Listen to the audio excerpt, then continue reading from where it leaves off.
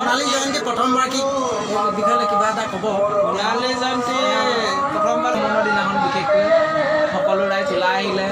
ওলাই আহি পিনি তেওঁলোকে যিটো উৎসাহে ভাগৱত কীৰ্তন কৰিলে, এয়া মানে বহুত আনন্দৰ বিষয়। আৰু দীঘলীয়া নামঘৰ যিটো শতবৰ্ষ আজি হৈ আছে, 100 বছৰ পাৰ হৈ যোৱাটো এটা ডাঙৰ কথা। যিসকল ব্যক্তিয়ে নামঘৰভাগ মানে প্ৰতিষ্ঠা কৰিছিলে, তেৰা হ'বলৈ আমাৰ হ'ব অশেষ তেওঁলোকৰ চৰণত শতকোটিবাৰ প্ৰণাম কৰিছোঁ। আৰু সমস্ত জনলৈ দীঘলীয়াবাসী হৈ তেওঁৰ চৰণত প্ৰভু ভগৱত শ্ৰীচৰণত আশীৰ্বাদ কৰিছোঁ। আৰু প্ৰভু ভগৱন্তই যেন সকলোকে সকলো দিশতে যেন নিৰাময় কৰি ৰক্ষা কৰি থাকে। পাছতে আমাৰ স্মৃতিগ্ৰন্থ উন্মোচনৰ কাৰ্যসূচী সমাপন কৰা হ'ব। সম্পাদক প্ৰমুখে স্মৃতিগ্ৰন্থৰ সম্পাদনা সমিতিক এই ব্যৱস্থা উন্মোচনৰ কাৰণে সাজু কৰিবৰ কাৰণে জনোৱা হৈছে।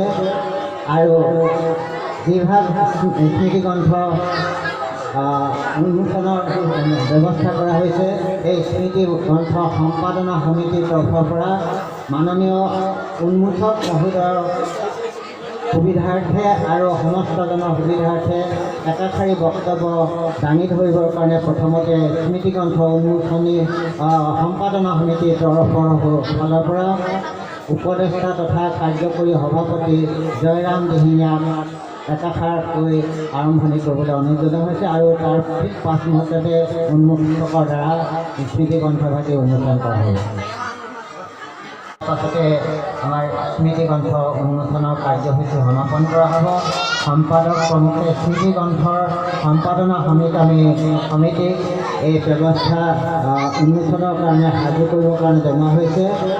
আৰু স্মৃতিগ্ৰন্থ উন্মোচনৰ ব্যৱস্থা কৰা হৈছে, এই স্মৃতিগ্ৰন্থ সম্পাদনা সমিতিৰ তৰফৰ পৰা মাননীয় উন্মোচক মহোদয়ৰ সুবিধাৰ্থে আৰু সমস্তজনৰ সুবিধাৰ্থে একাষাৰী বক্তব্য দাঙি ধৰিবৰ কাৰণে পাছতে আমাৰ স্মৃতিগ্ৰন্থ উন্মোচনৰ কাৰ্যসূচী সমাপন কৰা হ'ব।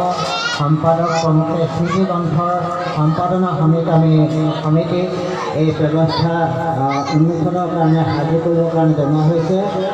আৰু যিভাগ স্মৃতিগ্ৰন্থ উন্মোচনৰ ব্যৱস্থা কৰা হৈছে, এই স্মৃতিগ্ৰন্থ সম্পাদনা সমিতিৰ তৰফৰ পৰা মাননীয় উন্মোচক মহোদয়ৰ সুবিধাৰ্থে পাছতে আমাৰ স্মৃতিগ্ৰন্থ উন্মোচনৰ কাৰ্যসূচী সমাপন কৰা হ'ব।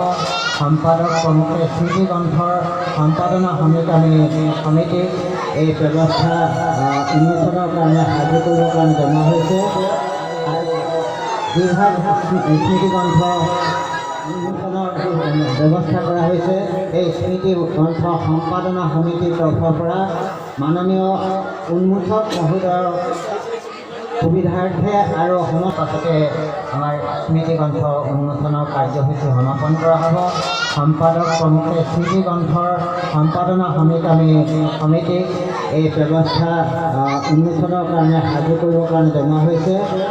আৰু যিভাগ স্মৃতিগ্ৰন্থ উন্মোচনৰ ব্যৱস্থা কৰা হৈছে, এই স্মৃতিগ্ৰন্থ সম্পাদনা সমিতিৰ তৰফৰ পৰা মাননীয় উন্মোচক মহোদয়ৰ তোহারি শরণ রেণু হত কোটি বারিক বলু প্রণাম।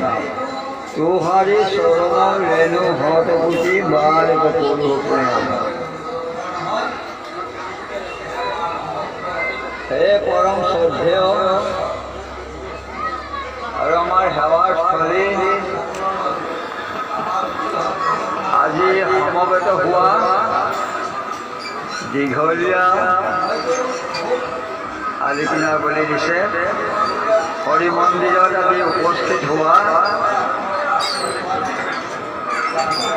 দীঘলীয়া গাঁওবাসী ধৰ্মপ্ৰাণ বৈষ্ণৱ ভক্তবৃন্দ প্ৰমুখ্যে আইসকল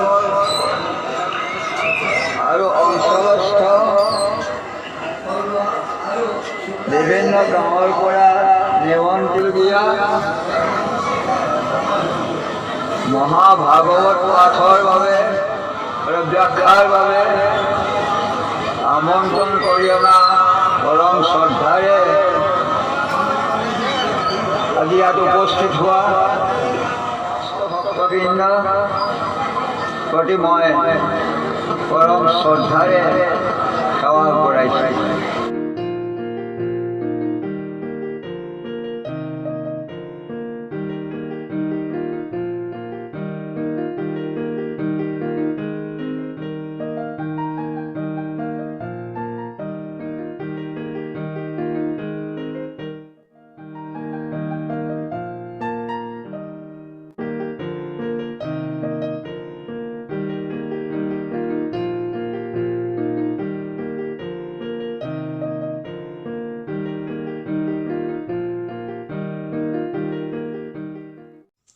জয় জয়তে সকলোলৈকে মোৰ প্ৰণাম জনাই আজিৰ ভিডিঅ'টো ইমানতে সামৰণি মাৰিছোঁ।